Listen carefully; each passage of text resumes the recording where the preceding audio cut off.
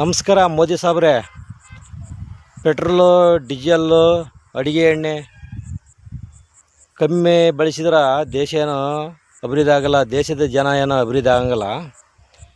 ದೇಶ ಅಭಿವೃದ್ಧಿ ಆಗ್ಬೇಕಾದ್ರೆ, ದೇಶದ ಜನ ಅಭಿವೃದ್ಧಿ ಆಗ್ಬೇಕಾದ್ರೆ IPL, ಇಸ್ಪೇಟು, ಮಟ್ಗ, ಬಾರ್ ಶಾಪು ಎಲ್ಲ ಜಳೆ ಬಂದ್ ಮಾಡ್ರು. ಇಡೀ ದೇಶ ಅಭಿವೃದ್ಧಿ ಆಗ್ತೈತೆ, ಇಡೀ ದೇಶದ ಜನನ ಅಭಿವೃದ್ಧಿ ಆಗ್ತಾರ. ನೀವೇನು ಇವನ್ನೆಲ್ಲ ಏನು ಬ್ಯಾನ್ ಮಾಡ್ಲತ್ರ ಮುಂದಿನ ಸಲ ಇಡೀ ನಮ್ಮ ಭಾರತ ದೇಶದಾಗ ರೈತರೇ ಪ್ರಧಾನಮಂತ್ರಿ ಆಗ್ತಾರೆ. ಪ್ರತಿಯೊಂದು ರಾಜ್ಯದಾಗ ರೈತರೇ ಮುಖ್ಯಮಂತ್ರಿ ಆಗ್ತಾರೆ.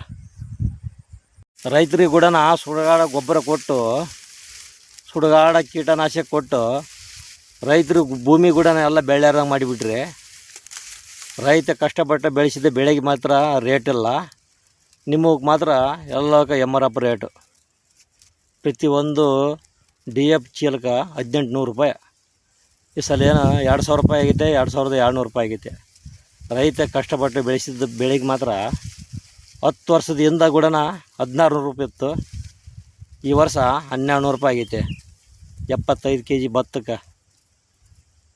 ನೀವು ಇಡೀ ಭಾರತ ದೇಶದ ರೈತರ ಮೇಲೆ ಎಷ್ಟು ಕಾಳಜಿ ಇದ್ರಿ, ಜನರ ಮೇಲೆ ಎಷ್ಟು ಕಾಳಜಿ ಇದ್ದೀರಿ ಎಂಬುದು ಹೀಗೆ ಗೊತ್ತಾಗತೈತಿ.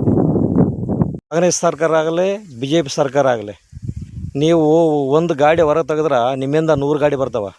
ಅದಕ್ಕೇನೋ ಡೀಸೆಲ್ ಪೆಟ್ರೋಲ್ ಎಷ್ಟು ಆಗಂಗಿಲ್ಲ. ಪ್ರತಿಯೊಬ್ಬರು ಸಾರ್ವಜನಿಕ ಬಳಸಿದ್ರೆ ಮಾತ್ರ ಎಷ್ಟು ಆಗ್ತೈತೆ.